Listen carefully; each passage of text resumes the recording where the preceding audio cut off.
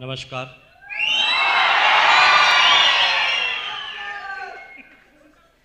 नमस्कार। कैसे हैं आप? मैं पूछ रहा हूं कैसे हैं आप? झकास? बिंदास? Thank you. देखिए,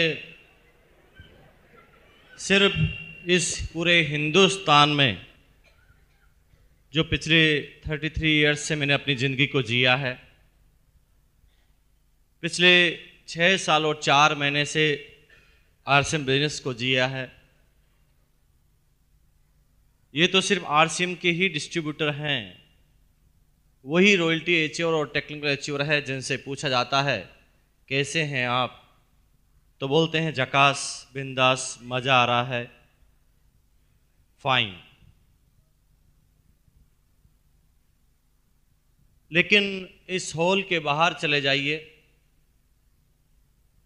किसी भी आदमी को अचानक रोककर बोलना, इस कोल्हापुर में नहीं, हिंदुस्तान के एक एक स्टेट के रहने वाले एक एक व्यक्ति से 98% आदमियों से पूछना कि क्या हाल चाल है, तो इसका सही जवाब उसके पास नहीं है।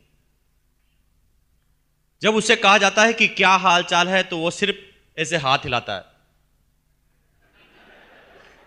वो ही नहीं बोलता कि मजा आ रहा है। सुना आपने कभी? कोई नहीं बोलता मजा आ रहा है।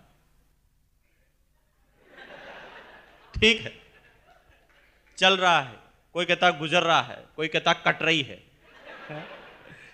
कोई ये नहीं बोलता मजा आ रहा है ना?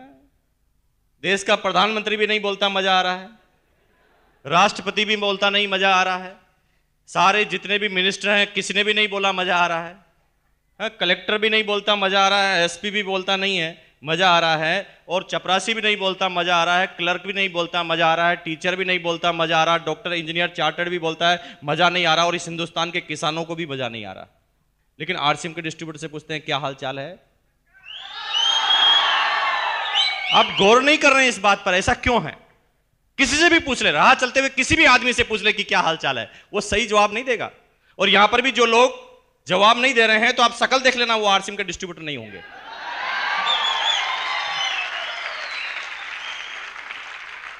कितनी अजीबो गरीब बात है ना।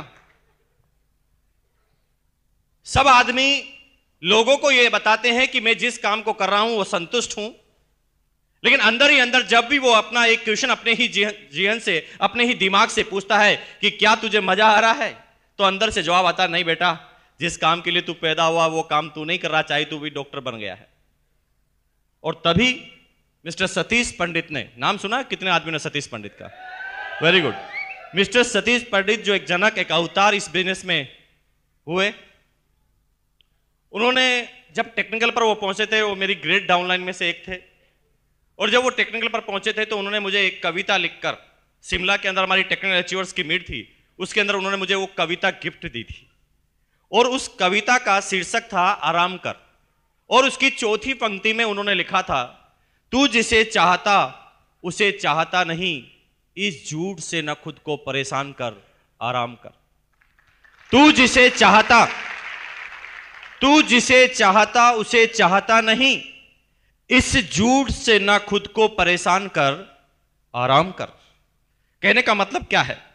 यानी हम बाहर लोगों को यह बता रहे हैं कि हम सुखी हैं, हम डॉक्टर हैं इसलिए सुखी हैं, हम टीचर हैं, हम गवर्नमेंट सर्वेंट हैं इसलिए सुखी हैं, हम इंजीनियर, चार्टर्ड या कलेक्टर हैं इसलिए सुखी हैं। लेकिन अंदर ही अंदर वो हर इंसान जानता है कि जिस काम के लिए वो पैदा हुआ है वो काम वो नहीं कर रहा है। कोई भी आदमी किसी भी एक व्यक्ति में, किसी भी एक काम में संतुष्ट नहीं है।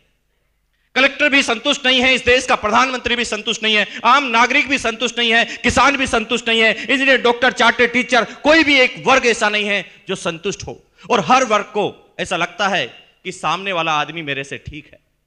इंजीनियर ये कहता है कि डॉक्टर की जिंदगी अच्छी होती है, डॉक्टर ये कहता है कि टीचर की जिंदगी अच्छी होती है, टीचर ये कहता है कि नेता की जिंदगी अच्छी होती है, नेता कहता है कि कलेक्टर की जिंदगी अच्छी होती है, कलेक्टर कहता है कि प्रधानमंत्री की जिंदगी अच्छी होती है, लेकिन सभी जानते हैं कि मेरी जिंदगी तो अच्छी नहीं है।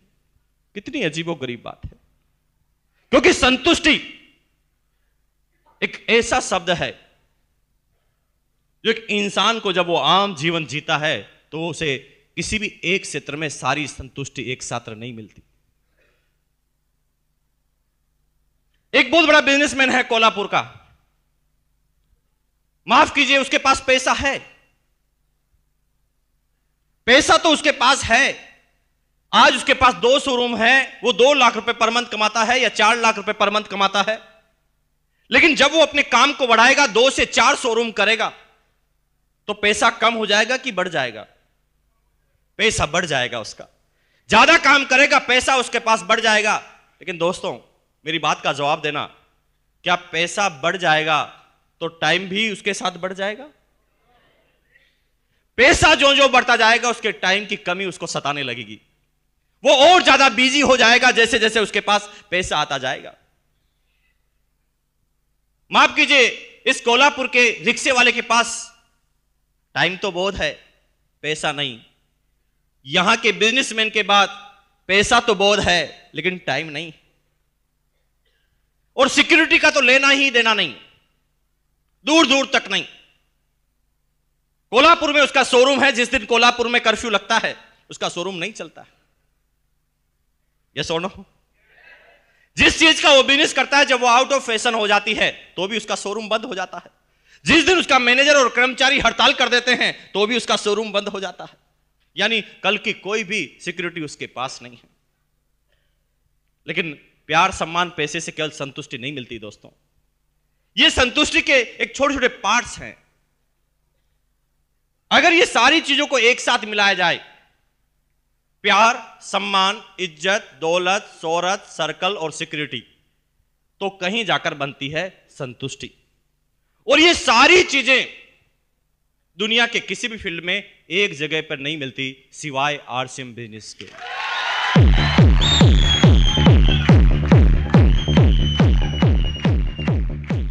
जब भी मैं कहीं किसी से पूछता था कि क्या हाल चाल है, कोई किसी का जवाब नहीं देता था।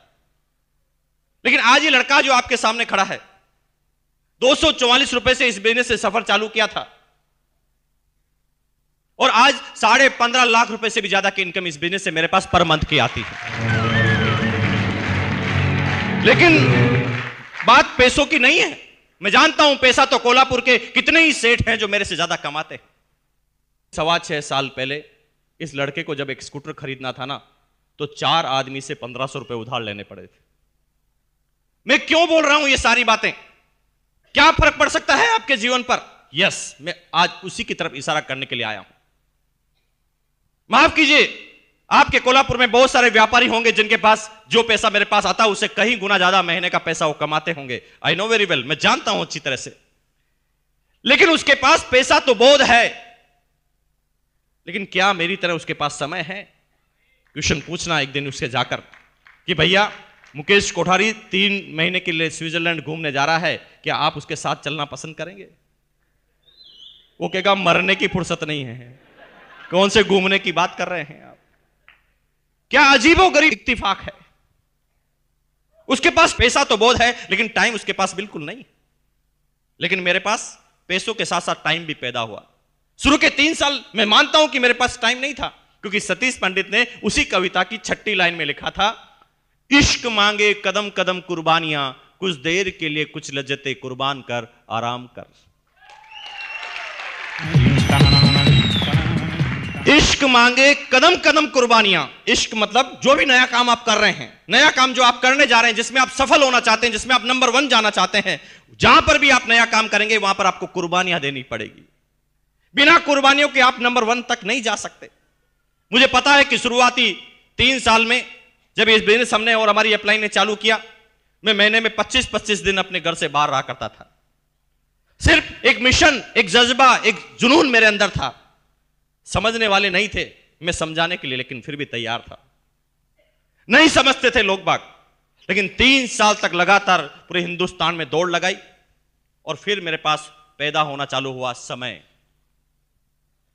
आज यहां का जो लाला है वो कहीं ज्यादा पैसा मेरे से कमाता होगा, लेकिन उसके पास 24 घंटे ही है, 24 आवर्स।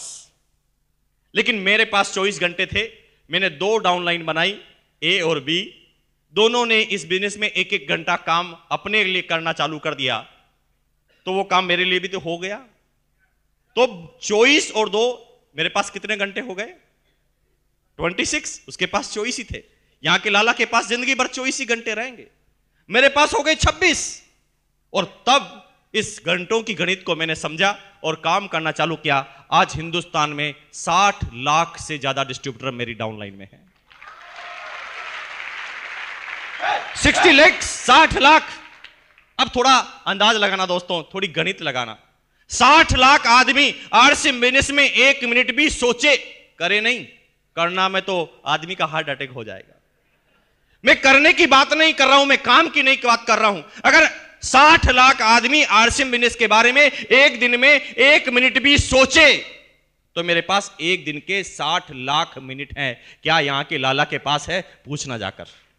नहीं है उसके पास टाइम की कमी है। जैसे जैसे वो अपने बिजनेस को बढ़ाता जाता है, टाइम उसके पास और कम होता जाता है। लेकिन मेरे पास उल्टा है, जो जो आरसीएम बिजनेस का टेक्निकल आगे बढ़ता जाता है, उसके पास टाइम भी और ज्यादा पैदा होता जाता है, टाइम भी और ज्यादा पैदा होता जाता है। लेकिन माफ कीजिए, टाइम और पैसा तो एक स्मगलर के पास भी हो सकता है, एक तस्कर के पास भी हो सकता है। एक समय में वो बहुत सारा पैसा कमाकर फ्री हो जाए। लेकिन माफ कीजिए, तीसरी जो बड़ी चीज है वो है सिक्योरिटी। उस स्मगलर को बार बार ये चीज सताती है कि कल मेरे बच्चों का क्या होगा। ये सुनो, उसे ये चिंता सताती है कि कल क्या होगा। इस हिंदुस्तान का एक एक नेता, एक एक प्रधानमंत्री, हर लोग परेशान हैं कि कल क्या होगा। और कल के लिए, कल को सुरक्षित करने के लिए वो ढेर सारा पैसा इकट्ठा कर लेते हैं, फिर भी उसकी सिक्योरिटी उसे नसीब नहीं होती। जिस दिन कोल्हापुर में कर्फ्यू लगता है, जिस दिन कोल्हापुर में बाढ़ आती है, भगवान न करे ऐसा होगा नहीं, मैं जानता हूं, क्योंकि आरसीएम सिटी कोल्हापुर बन गई है। लेकिन अगर जिस दिन ऐसा होता है तो माफ कीजिए, यहां पर किसी आदमी का बिजनेस नहीं चलेगा, लेकिन मेरा चलेगा, क्योंकि लोग बाग नमक खाना तो फिर भी नहीं छोड़ेंगे।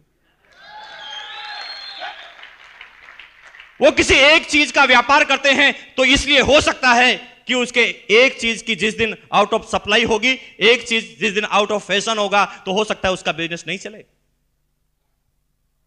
लेकिन मेरा चलेगा, क्योंकि मैं किसी एक चीज का व्यापारी हूं ही नहीं। कंपनी नमक बनाती है तो डिस्ट्रीब्यूटर हम और आप ही हैं। कंपनी नमकीन बनाती है तो भी डिस्ट्रीब्यूटर हम और आप ही हैं। कंपनी कपड़े बनाती है तो डिस्ट्रीब्यूटर आप और हम हैं। कंपनी इंश्योरेंस लेकर आती है तो डिस्ट्रीब्यूटर आप और हम हैं।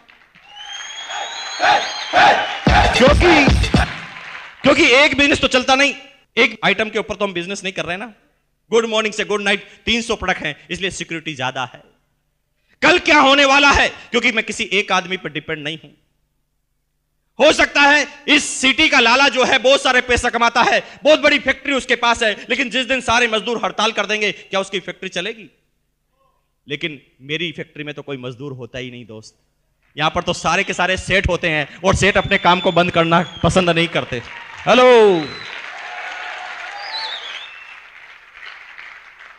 टाइम हो गया, पैसा हो गया, सिक्योरिटी हो गया, लेकिन टाइम, पैसे और सिक्योरिटी से क्या संतुष्टि मिल जाएगी? ना, नहीं मिल सकती। टाइम, पैसा और सिक्योरिटी के बाद अगर संतुष्टि मिलती तो टाटा बिरला को संतुष्ट हो जाना चाहिए, बिल गेट्स को भी संतुष्ट हो जाना चाहिए ना। नहीं है वो संतुष्ट, क्योंकि उसके बाद सबसे बड़ी भूख होती है, वो होती सम्मान की। मैं एक क्वेश्चन आपसे पूछता हूं, आप इस बिजनेस में आएंगे पैसों के लिए? यस और नो? पैसों के लिए इस बिजनेस में आएंगे। एक दिन ऐसा होगा कि आपके पास बहुत बड़ा पैसा आ जाएगा। एक दिन आपके सारे अकाउंट, आपके सारे लॉकर ज्वेलरी से और पैसों से भर जाएंगे। आपकी शादी हो जाएगी, आपके बच्चे भी अच्छे एजुकेशन लेने लगेंगे, आपके पास एक लग्जरी कार भी आ जाएगी, एक बहुत बड़ा बंगला भी, एक बहुत बड़ा मकान, एक बहुत बड़ा महल भी आप खड़ा कर लेंगे। और उसके बाद फिर क्या करेंगे? क्या सोचा है आपने? फिर यहां पर टाई फिश हो जाता है। तो फिर ये सारी चीज तो आज भी है ना टाटा बिरला के पास, तो फिर वो संतुष्ट क्यों नहीं है? क्योंकि दोस्त, इन सारी चीजों के पास जिस चीज की जरूरत पड़ती है वो होती है सम्मान की, वो होता है इज्जत की।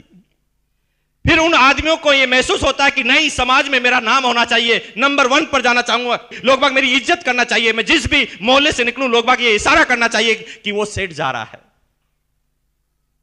यस और नो? और इसलिए वो सारे टाटा बिरलाओं ने बहुत पैसा कमाने के बाद भी सब सारी संतुष्टि नहीं मिली, तो उन्होंने अपना पैसा मंदिर और मस्जिद बनाने में खर्च करना चालू कर दिया।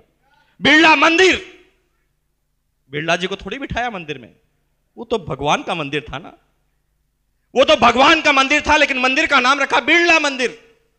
फिर भी उस बिरला जी को संतुष्टि नहीं मिली। उन्होंने मंदिर पे नाम पर पैसा खर्च करना चालू किया ताकि उनका सम्मान हो, लेकिन केवल सम्मान, अगर टाइम मनी सिक्योरिटी के साथ सम्मान आए ना तो भी संतुष्टि नहीं मिलती दोस्तों। उसके बाद आदमी को चाहिए प्यार, रिलेशंस। आदमी चाहता है कि मेरे पास जब सब कुछ हो तो लोग मेरे से प्यार करें। मान लीजिए आपको मैं चारों चीजें देता हूं, लेकिन सब लोग अगर आपसे नफरत करने लग जाए तो चलेगा? नहीं चलेगा, क्योंकि इंसान को फिर जरूरत होती है इन सारी चीजों के बाद प्यार करें मेरे से लोग बाग। माफ कीजिए,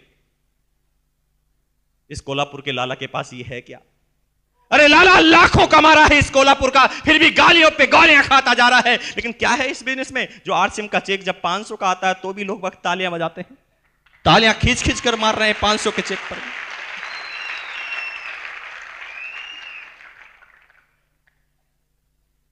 अरे कभी कभी तो समझ में नहीं आता कि रिएक्ट क्या करें। मेरा क्या रिलेशन है इस कोल्हापुर से और यहां पर मैं आया हूं? मेरे खानदान का कोई भी आदमी इस कोल्हापुर में पहले नहीं आया था, और नहीं मेरे पूरे समाज में कोई भी आदमी यहां पर पैदा हुआ था। फिर क्यों करते हैं आप मेरा सम्मान? क्यों देते हैं बुक्के? जब मैं सुबह आता हूं तो मुझे छुपना पड़ता है कि कहीं नजर नहीं पड़ जाए किसी की। लोग बाग प्यार के लिए उतावले रहते हैं, पता चल जाए तो ट्रेन को रोक दे। क्यों भाई इतना इज्जत? किसी नेता की भी तो नहीं करते इतने दिल से इज्जत। क्या रिलेशन है आपका और मेरा? हमारा यहां का रिलेशन है, क्या मिलेगा वहां पर रिलेशन? इज्जत इतनी कि कभी कभी रिएक्ट करना भी मुश्किल हो जाता है। मेरी एज 33 साल की, एक 70 साल का, एक 75 साल का आदमी आता है, समझ में नहीं आता कि क्या करना चाहिए। उस समय आंखों में आंसू भर जाते हैं, रोने की इच्छा नहीं होती। समझ में नहीं आता कि ये आदमी ने जो किया है उसका रिएक्शन मैं क्या करूं। 75-80 साल का आदमी मेरे पैरों में जाकर गिर जाता है, समझ में नहीं आता कि मेरे दादाजी के बराबर आदमी मेरे पैरों में जाकर गिरा है, क्या करना चाहिए मुझे? क्यों है इतनी इज्जत? क्यों है इतना प्यार? लेकिन दोस्त, इज्जत प्यार भी हो जाए फिर भी संतुष्टि नहीं मिलती, क्योंकि फिर आदमी को चाहिए सर्कल। वो चाहे कि इज्जत तो उसके घर वाले तो करे, उसके परिवार वाले करे, उसके समाज वाले करे, लेकिन जब वो बाहर जाए तो क्या करे? जब उसे कोई काम करना हो तो सर्कल किस तरह से काम करे? ये लड़का जो आपके सामने खड़ा है, मैं भीलवाड़ा में पैदा हुआ, मेरे सारे रिश्तेदार राजस्थान के थे। लेकिन दोस्त, एक ताकत इस बिजनेस में एक नेटवर्क के पास आती है, एक टेक्नोलॉजी के पास आती है। इस कोल्हापुर का कलेक्टर जो नहीं करवा सकता, आरसीएम बिजनेस का टेक्निकल और एक मिनटों में करवा सकता वो काम, मिनटों के अंदर। मैं अगर राव साहब या भरत सावंत साहब आपसे पूछता हूं कि अगर मैं कोई काम आपको बताऊं तो क्या आप मेरे काम को करने के लिए मना कर सकते हैं? क्यों? वो इसलिए क्योंकि यहां से जुड़ा हुआ है मामला। हेलो, अब क्योंकि वो काम मेरा पहला प्रेफरेंस से करेंगे, चाहे वो रात की 2 क्यों ना बजी हो, लेकिन वो इसलिए क्योंकि रात को 2 बजे मैं भी उनके लिए तैयार हूं। अब एक आदमी राजस्थान में रहता है, उसका सर्कल कहां कहां है? मैं एक छोटा सा एग्जांपल बताता हूं दोस्तों, वहां पर पैसा काम नहीं आता। आप समझना इस बात को, अगर अभी भी आप समझ पाए तो पूरी जिंदगी आपकी चेंज हो सकती है। आज के 4 साल पहले की, 3 साल पहले की बात है। मेरे एक दोस्त थे मिस्टर अरुण, जो भिलवाड़ा के रहने वाले थे, करोड़पति खानदान से बिलोंग करते थे। एक दिन कार में उनकी माताजी और पिताजी कहीं जा रहे थे, एक एक्सीडेंट हुआ। इतना तेज एक्सीडेंट हुआ कि बाहर तो स्क्रैच कम आए, लेकिन अंदर की चोटें बहुत आई। और इतनी तेज एक्सीडेंट हुआ कि यहां जो फेफड़ा था, उस फेफड़ों के अंदर पानी भर गया मदर के। भिलवाड़ा में बहुत ज्यादा मेडिकल की फैसिलिटी अच्छी नहीं होने की वजह से डॉक्टर को बताया गया। डॉक्टर ने ऊपर जहां जहां पर भी खरोंचे आई वहां पर इलाज किया, लेकिन पूरे शरीर का चेकअप नहीं किया। मदर बार बार बोलती थी कि मेरे सीने में दर्द है। डॉक्टर बार बार कहता कि एक्सीडेंट हुआ है तो दर्द तो होगा ना। 15 दिन तक भी दर्द जारी रहा। जब डॉक्टर को बात समझ में नहीं आई तो उन्होंने रेफर किया। पड़ोस का एक जगह है, डिस्ट्रिक्ट है उदयपुर, नाम सुना आपने? उदयपुर में रेफर किया, वहां पर मेडिकल थोड़ी इंप्रूव है। तो वहां के डॉक्टर ने जब चेकअप किया तो इमीडिएट बताया चेकअप के बाद कि आपके फेफड़ों में पानी भर चुका है और इसको भरे हुए 15 दिन हो चुके हैं, अगर ये 4 दिन में ऑपरेशन नहीं होता है तो हम नहीं बचा पाएंगे इनको। दोस्त के फादर पैसे वाले थे, उन्होंने कहा ओके कितना पैसा फेंकना है, मैं फेंकने के लिए तैयार हूं, आप ऑपरेशन कीजिए। तो उन्होंने कहा नहीं दोस्त, हमारे इंडिया में ये टेक्नोलॉजी उपलब्ध नहीं है। इंडिया में 2 ही स्पेशलिस्ट हैं जो इस चीज का इलाज कर सकते हैं, दोनों बाहर से रिटर्न आए हैं, एक है चेन्नई में और दूसरा है बॉम्बे में। दोनों डॉक्टरों से फटाफट एड्रेस लिया और दोनों डॉक्टरों से जब फटाफट संपर्क करने की कोशिश की, अपॉइंटमेंट लेने की कोशिश की, तो पता चला कि वो बहुत बिजी डॉक्टर हैं, कोई भी अर्जेंट पेशेंट को नहीं लेते। आज अगर आप उनसे अपॉइंटमेंट मांगे तो 4 महीने बाद का मिलता है, लेकिन ऑपरेशन करना था 4 दिन में।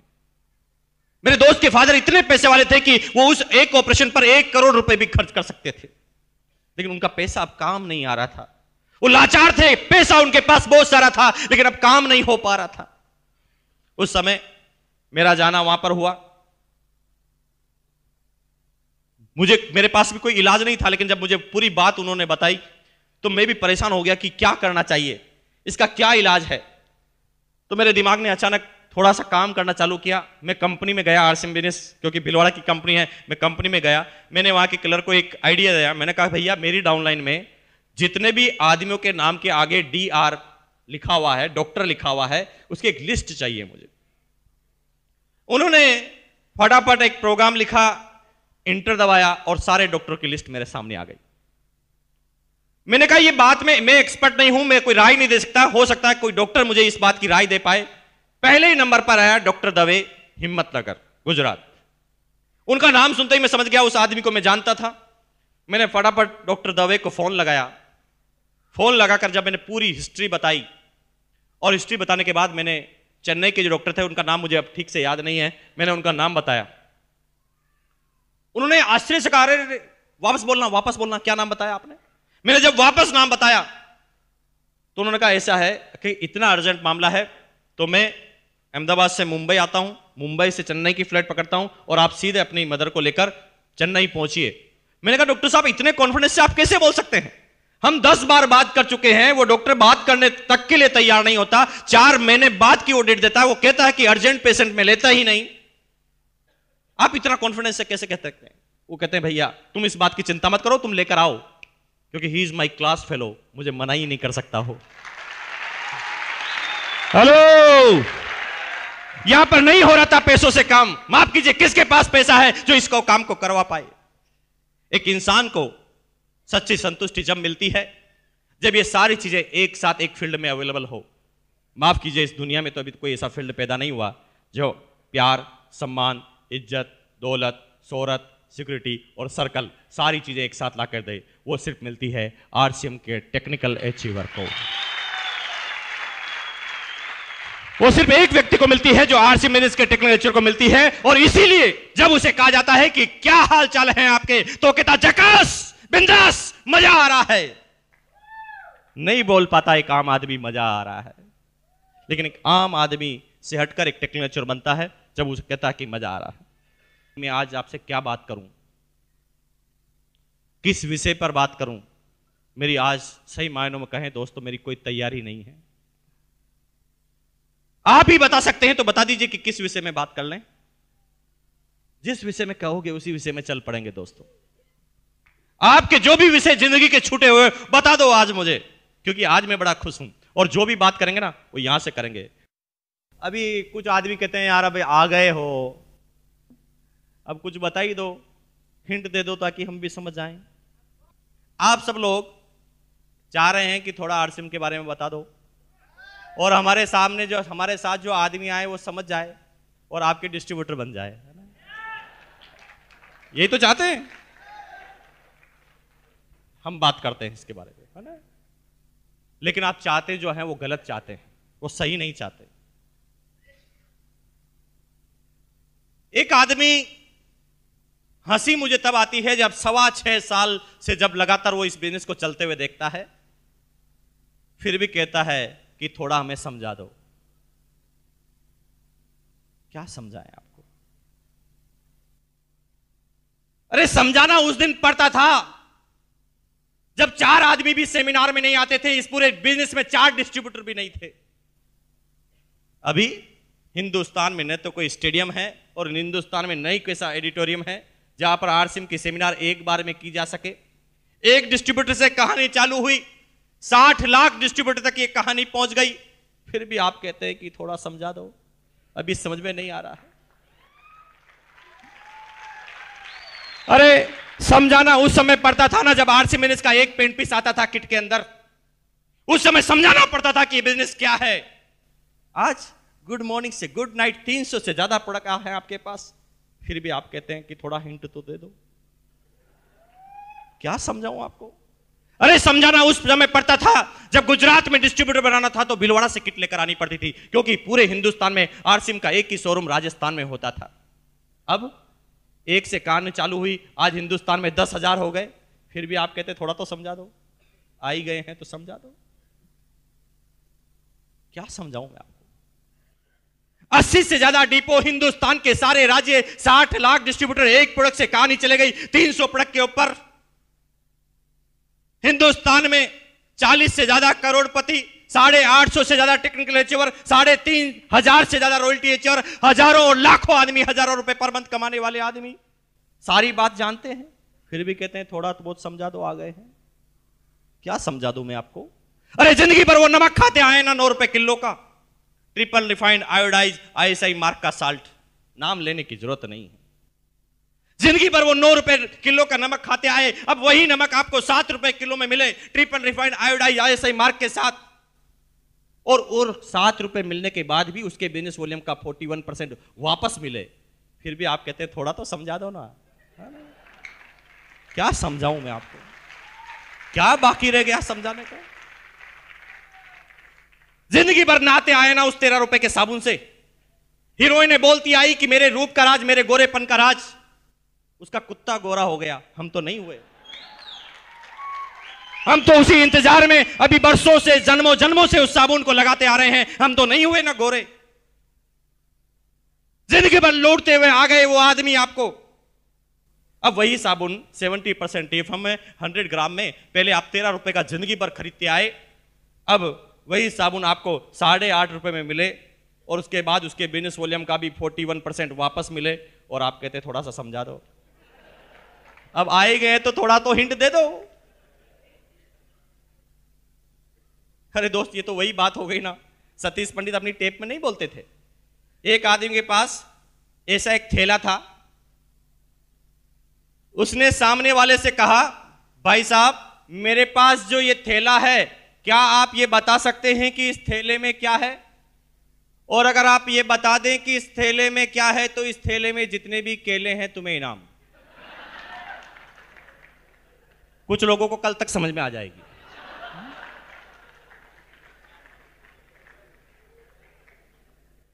क्या आप बता सकते हैं दोस्त, मेरे पास जो ये थैला है इस थैले में क्या है? और अगर आप ये बता दें कि इस थैले में क्या है तो इस थैले में जितने भी केले हैं तुम्हें इनाम, और अगर तुम ये बता दो कि केले कितने हैं तो 12 के 12 इनाम।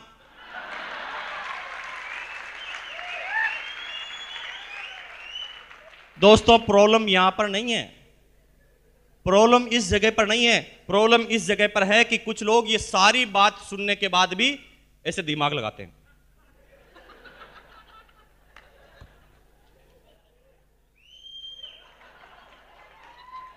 दिमाग लगाकर कहते हैं भैया थोड़ा बहुत समझ में आ रहा लेकिन हिंट दे दो। इसे कहते हैं गई भैंस पानी में। क्या हिंट दे दे आपको? सारी बात बताने के बाद भी कहते हैं आप हिंट दे दो। मेरी बात को अच्छी तरह समझ जाना दोस्तों। अगस्त 2000 में मैंने इस बिजनेस को चालू किया।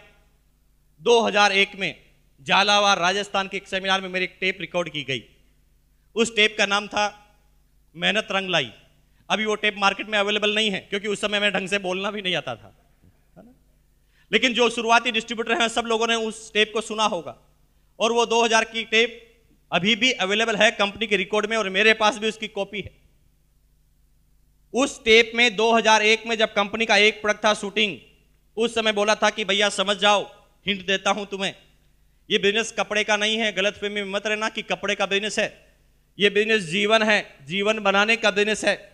कल तुम अगर लगे रहोगे, कंपनी प्रोडक्ट लेती आएगी, जब आगे से आगे ये प्रोडक्ट बढ़ेंगे, तुम्हारी डाउनलाइन जब आसाम में भी जाएगी और आसाम में भी डाउनलाइन जब सुबह उठकर भगवान के सामने जाएगी और अगरबत्ती निकाल कर बोलेगी ओम जय जगदीश हरे, तो आपके घर में आएंगे हरे हरे हरे हरे हरे हरे हरे हरे हरे हरे हरे। लेकिन 2001 में उन साथियों ने इस बात को नहीं सुना, लेकिन जिन जिन ने भी सुना वो सारे के सारे आज रूबी और स्टार रूबी हैं।